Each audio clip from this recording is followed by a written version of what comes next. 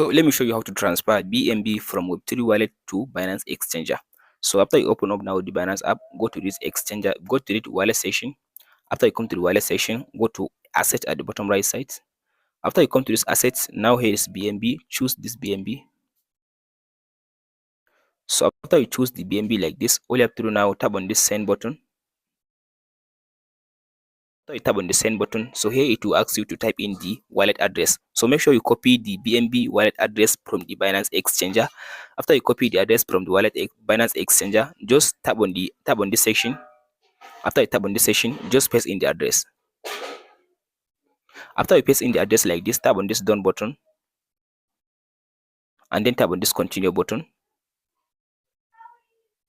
So from this option, now type in the amount you want to withdraw. Let's say I want to withdraw 20 BNB. So after you type in 20 BNB, so now just tap on this continue button. From there, the BNB will be transferred into your Binance Exchanger from the wallet. And that's it, guys. Be sure to like and subscribe.